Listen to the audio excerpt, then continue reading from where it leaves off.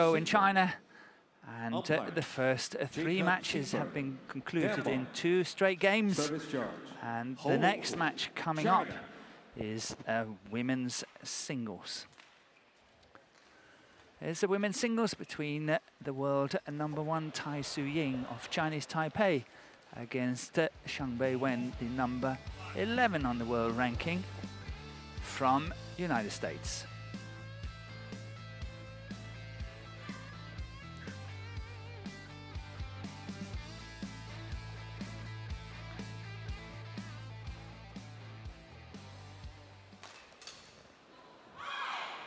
And while we're waiting, I have to correct myself because Beiwen is actually number 12 on the world ranking at the moment. And here we have Beiwen in the white and TAI Tzu Ying in the black tracksuit. So while we're waiting, here we have the women's singles, the group. We have just seen Akane Yamaguchi play Pusala v Sindhu in the first match, where Pusala v Sindhu won in 2 straight games. And now the second match of this Group A is TAI Tzu Ying against Beiwen.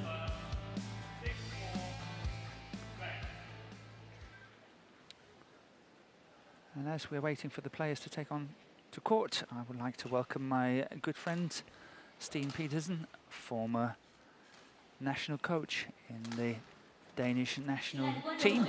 So welcome to you, Steen. Thank you very much. So good to have company. Been sitting here alone for the first 3 matches, and here we got TAI Tzu Ying, the world #1, the Asian Games champion, the hot favorite to win the World Championship in August in Nanjing, but she lost that quarter-final to He Bingjiao.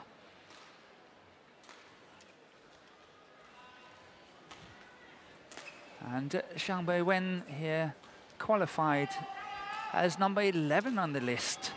And that was due to the fact that Carolina Marin of Spain, the world champion, pulled out of the tournament due to injury. And here we have the head-to-head between the 2 players. And TAI Tzu Ying is leading 4-2. And she has won the last 3 encounters between the 2 players.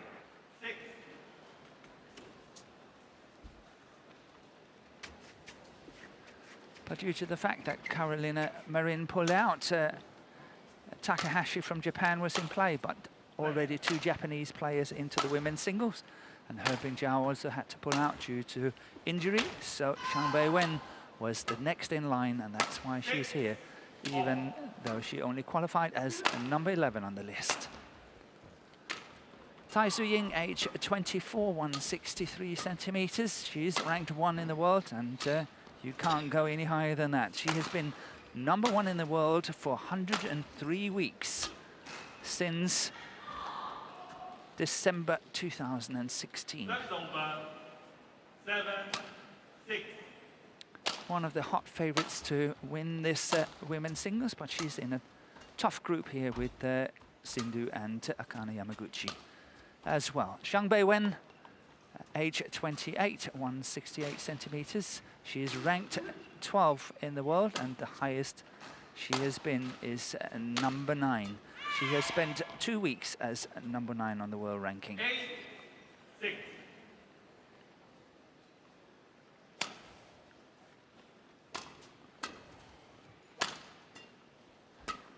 And here we got the umpire, Jakob Sundberg of Denmark. And the service judge is Mr. Hao of China.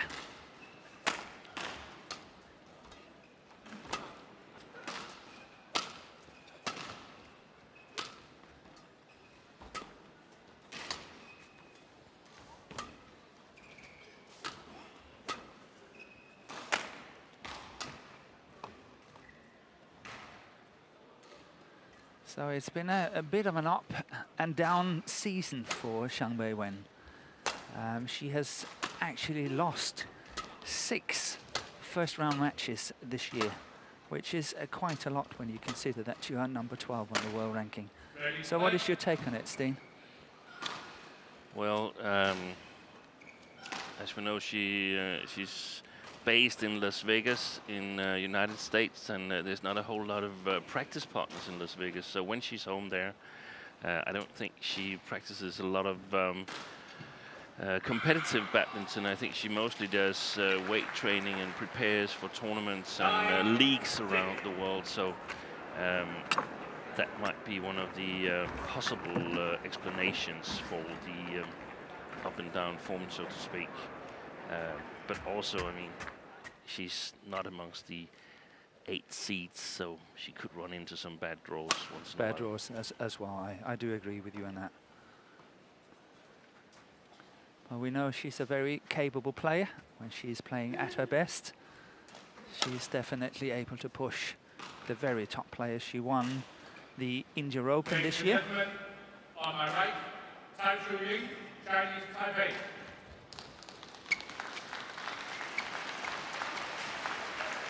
But that's nothing compared to her opponent of today, as she has won 8 tournaments this year, including the Asian Championship and the Asian Games.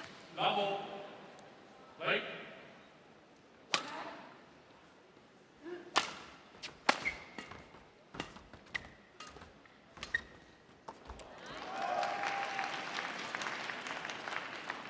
One, love.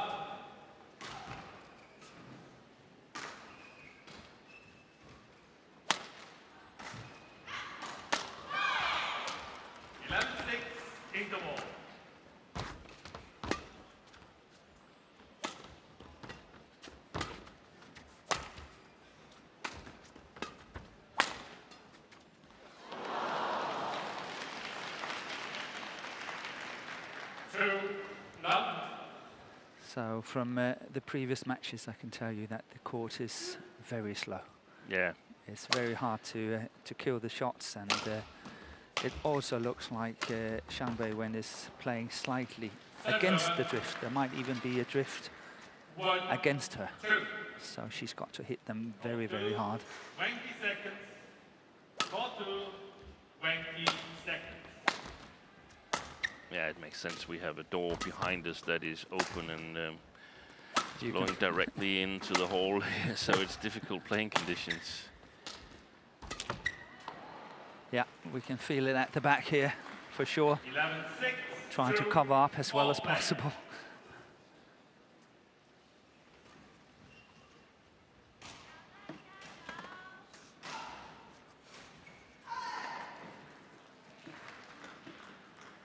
That is over.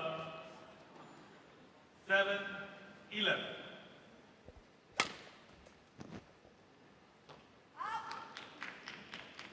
Service over. 3. So the previous match between Yamaguchi and Sindhu. Sindhu won in 2 straight games, and it looked like it was going to be one of these matches where, you know, we play an hour and a half. Yeah. And suddenly, in that second game, Yamaguchi was 11-10 up at the interval, and she lost straight 8 points, and then of course the game was gone, and Sindhu won in 2 straight games. And I think somehow that TAI Tzu Ying probably was watching from the outside, so hoping for an hour and a half. 5-2.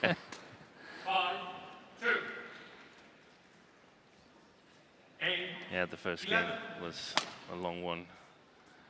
Yeah. Almost half an hour for that first game between Yamaguchi and Sindhu. Service over. 3-5. That is over. 12-8. So what is it that makes TAI Tzu Ying such a good player? Well, of course, her excellent technical skills. She has a lot of possibilities under even extreme pressure.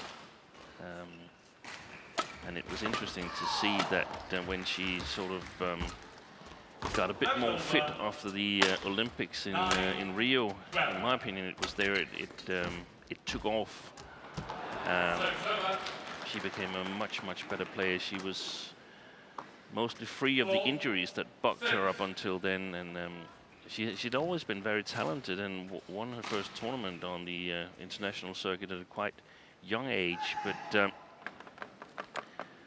she was for a while occupying the 9th spot at the world ranking, just outside the seedings, and had to work a lot. And after she got really fit, she raised her game. Of course, she's got a lot of deceptions, which puts her opponents in a tough position at many occasions, where she's able to, because she's put them under so much pressure, she's able to anticipate, able to exclude certain areas of the court. So she can sort of chase them around. Yeah, she's always able to, as you say, exclude certain areas of the court, so she only have to cover 3, maybe even 2 corners only, and that of course makes her a lot quicker in her anticipation as well. Yeah, and the interesting thing is that that one of the players we saw on the adjacent court here in the beginning of today, Ratchanok Intanen, who quite surprisingly to me beat the home favorite Chen Yufei. She's been one of the players to make life difficult for TAI Tzu Ying, in my opinion, because she can match her in technical skills. When she's in good shape, she's got a little bit better reach than TAI Tzu Ying, so she has also the ability to play herself out of trouble from difficult positions and put pressure on the opponent by deceptive shots.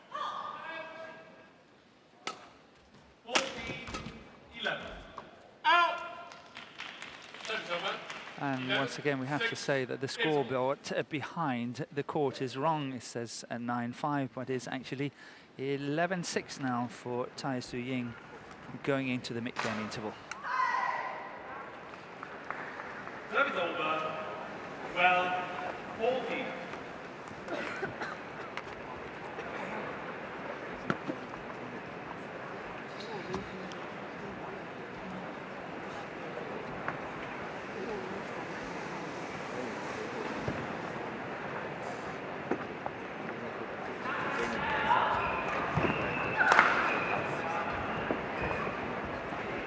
Court 1, 20 seconds. Court 1, 20 seconds.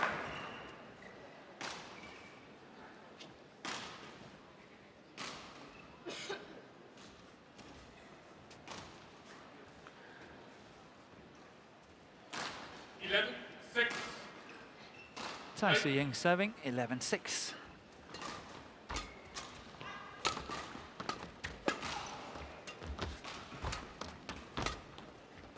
Seems like there's a bit of sideways drift as well from right to left. Do you agree? It's not been dominant so far. No? I don't think that players have really complained, if you can say that, but you know, been observant. And having to play the opposite. No, definitely not so far. That was perfectly judged by TAI Tzu Ying. 12-7.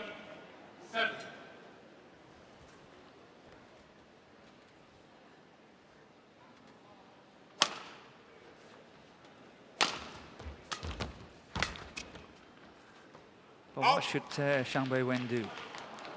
What's her options here? Yeah, I think it's very difficult because she basically plays the same style whoever she plays. I've seen her recently in the Danish Badminton League. She got the note that she had been promoted to this tournament while she was playing some team matches in the Danish Badminton League. I think she definitely has to try and control the game a bit more. If she lets TAI,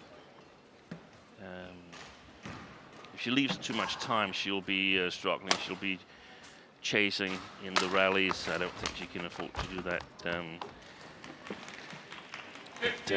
It doesn't look good for her at the moment. We saw in one of the Danish team matches she lost quite severely to Mia Blichfeldt, the Danish #1. 13-4 was the score. So she likes to attack from her backhand side, Zhang Beiwen. She likes to try and set the game up in her backhand side. A lot of her shots from her forehand goes across. The straight clear is there, but a lot of sliced drop shots from the net. She likes to play across from the forehand as well, so I think she's more comfortable launching the full attacks from her backhand side. And if I were TAI Tzu Ying, I would put a lot of pressure on that long forehand there. 10-15. Well, she scored the last 3 points, closing the gap to 10-15 now. But when I see her play often, I feel that she's a slow starter. Am I right in that? Yes and no. That's good. Yes and no. So it's pretty safe statement. That, in this year's World Tour, she's lost the first game 16 times, and 5 of the times she's come back to win the match. So that's a wonderful shot. 31% comeback, and that is, of course, nice, but it's nothing to hold up against TAI Tzu Ying, who's got a 68% comeback after losing the first game.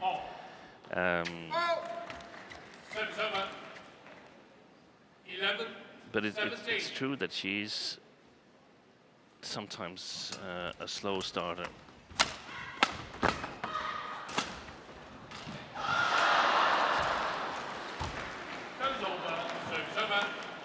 I think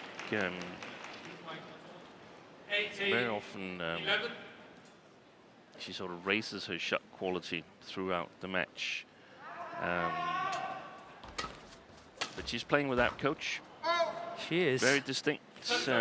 One of the only players on the circuit playing without coach. And that, of course, forces her to be more aware of tactical issues herself. But sometimes I'm certain that she could use the help of a coach. Yeah, it's always debatable, isn't it? You know, sometimes it's good because you learn the ropes yourself. You have to make decisions yourself. You've got no one to lean on. But of course, on other times, it would be nice to have someone to talk to. What a terrible serve by TAI Tzu Ying there. Yeah, exactly. I feel it's basically good to take care of things yourself, but I've seen in situations where she's sort of become very tense in a match, or when players are doing some specific countermeasures to her game, where I feel that she might need that coach there. The problem is it's all or nothing. I mean, on the other side stands TAI Tzu Ying, who's got her own personal coach. He's not taking care of anyone else in the Chinese Taipei team than her. Yeah, it's two complete opposites. Yeah. It is.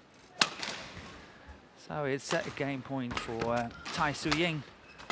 She's 20-13 up, but now it's 20-15. And here it comes. Once again, a really nice disguised shot there from TAI Tzu Ying, clinching the opening game, 21-15.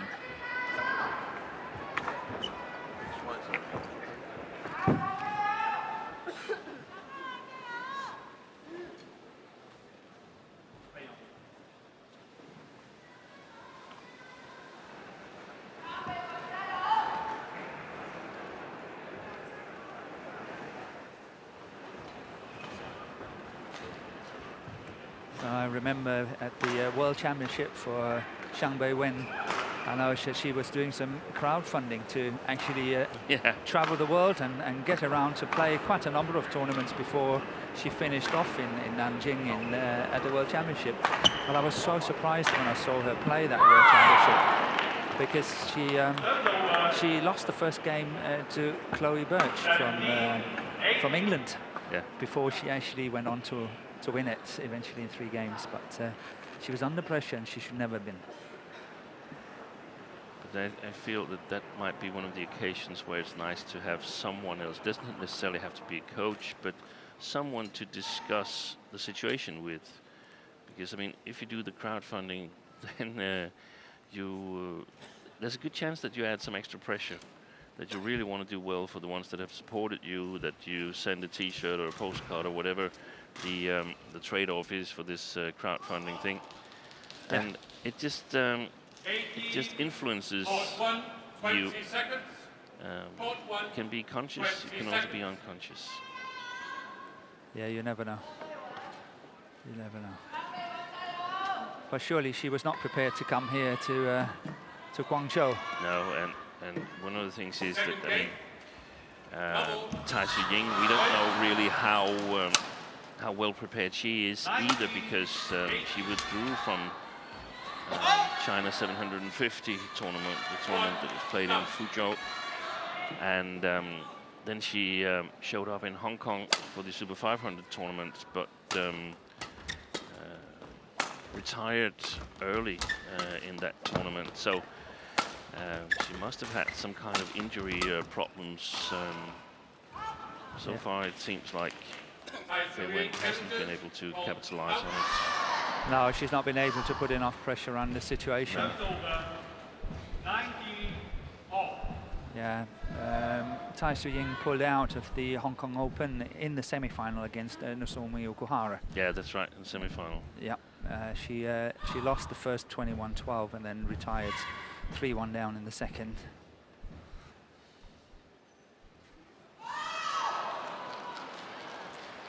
Challenge unsuccessful. 1 challenge remaining. Service over. 1 all. Points to some kind of muscular injury or ligament injury that she was able to play, but then suddenly felt that it maybe became too much. She had no chance of winning. Yeah, or maybe if she carries on, it's just getting worse, and then she might not be able to play here. So it's a choice she's got to make.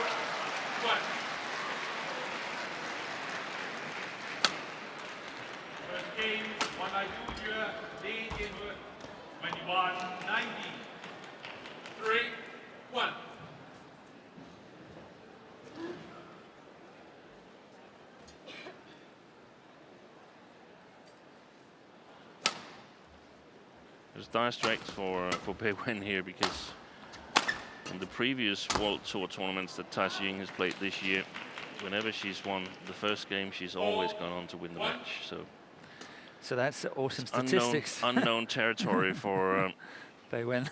Beiwen. Yeah.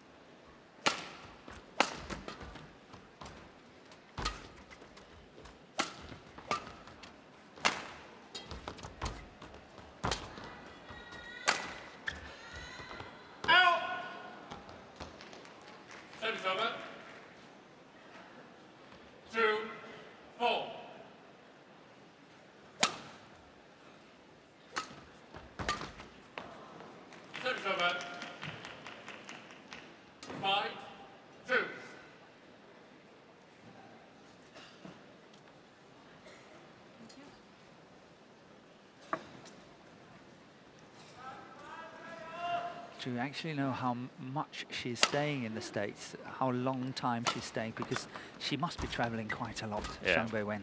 I don't know the exact time, but I think recently I thought that she was longing to go back to the States, that she'd been 2 months on the road, something like that, longing to see her family and stuff like that. So she's perhaps one of the players that's closest to play a quotation mark tennis tour, where she's basically traveling the world on a full-time basis, more or less. Don't you think it will come in the future? Let's say 10 years. 10 years from now. I hope too. It would be great for the game.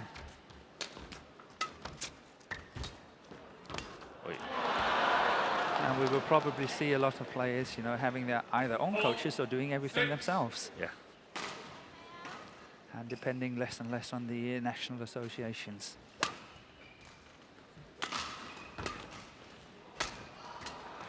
That's a nice shot. That's really well played here by Zhang Beiwen. 5, 6, 1. Just taking that shot so early.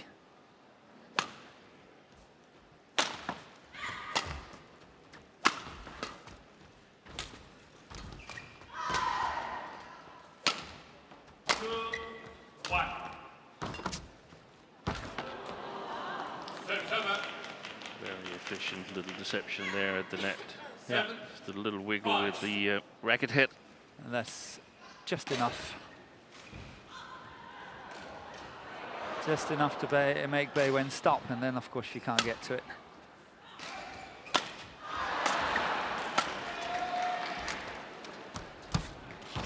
Well played. Yeah, that was a good option when you can't really get there and tap it. Yeah, and the last 4 or 5 rallies, I think, have looked positive for the American.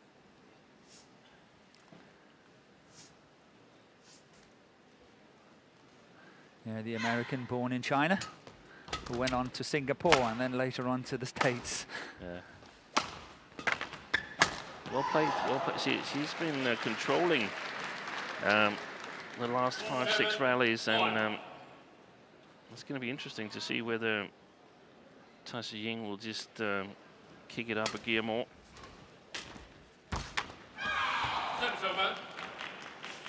Yeah, TAI Tzu Ying was 5-2 up. Now, of course, 8-7. 8-7. 2-4.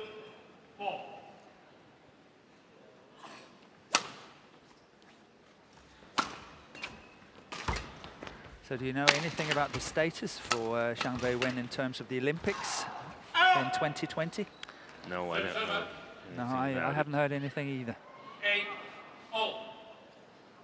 This year was the first time that she was able to play the World Championships for USA.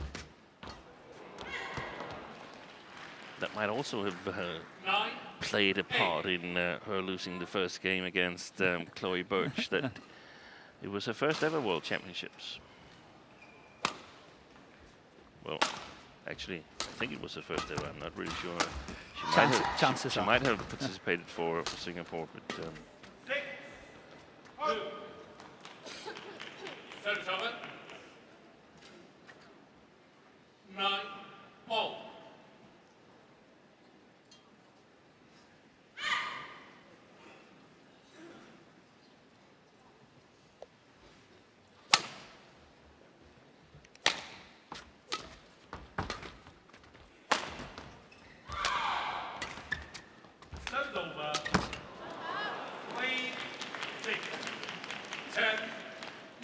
Yeah, that's one of the situations, especially when you have the ability as Zhang Beiwen is having. She must go cross court on that one. Yeah.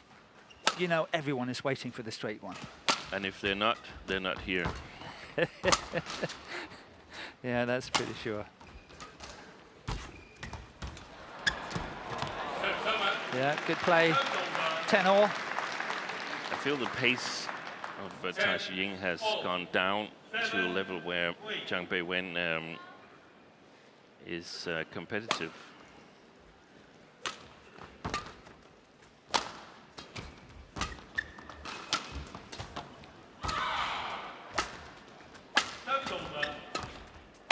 Wow, playing really short.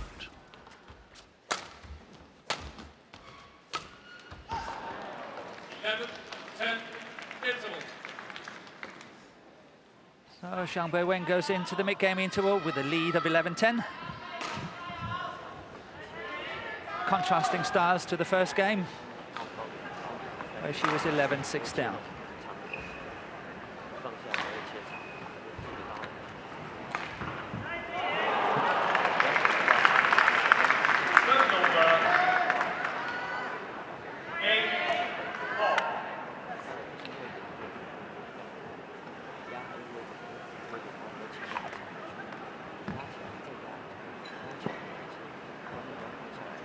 Court 1, 22 seconds.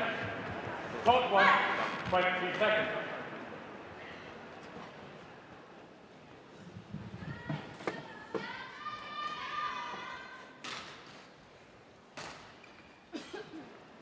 Eleven, 10, 9, 8, 4.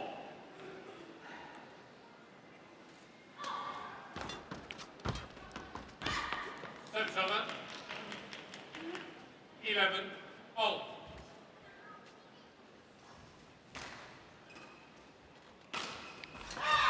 Good deception. Service over. Service over.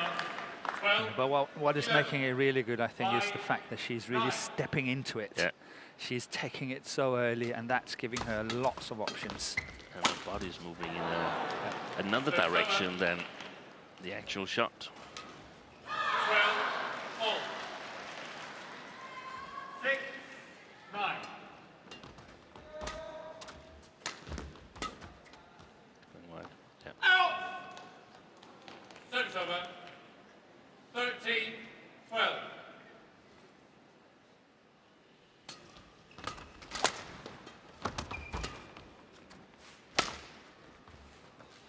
Out! 14, 12. Out. 15, 12. 10, 6.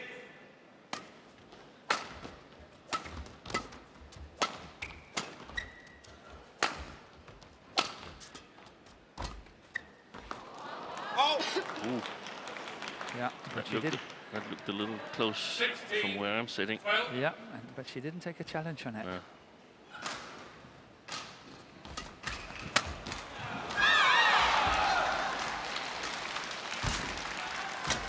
Service over.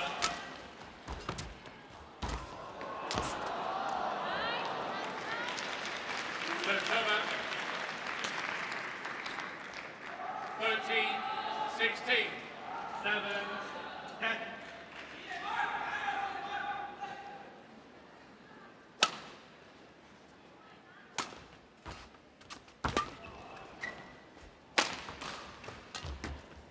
Yeah, good clear. Yeah, it's good pressure on that backhand side, but as you say, it's the favorite side of Zhang Beiwen. So she had options.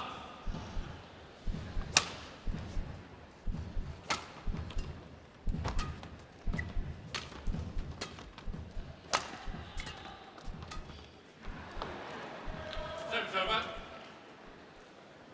17, 14. Challenge unsuccessful. 1 challenge remaining. Service over. But this is what I like to see in women's singles as well, that they attack these low services as well in their return, and not just, you know, play a shot like another serve and then say, okay, we start from here. But they're really trying to go in and do something about it.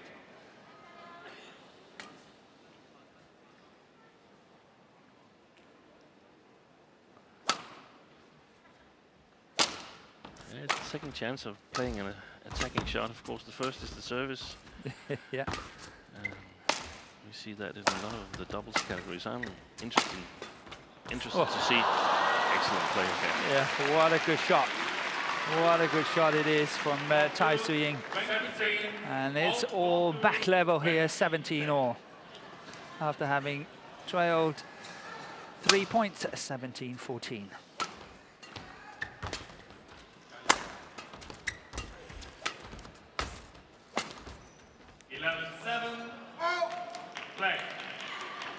So getting back to the services, I'm curious to see whether the flat serve that we've seen in the doubles categories, whether that will make its way to the singles as well.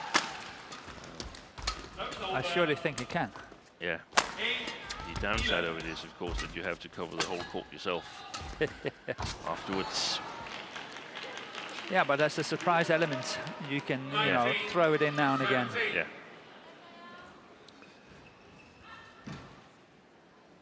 So 5 points in a row here for TAI Tzu Ying.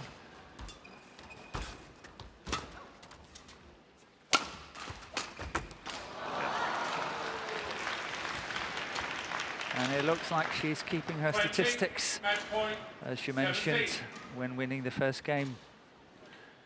Yeah, in this year's World Tour tournaments. That was quick. Yep. You're right, and the world #1 and the Asian Games champion here in the picture, TAI Tzu Ying from Chinese Taipei, takes this first match in the group. Match won by TAI Tzu Ying, 21-15, 21-17. In 2 straight games.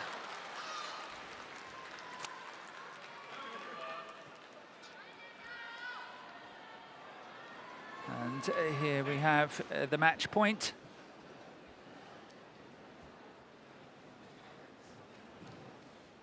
And the confirmation here, TAI Tzu Ying, world #1, winning 21-15, 21-17 in 30 minutes.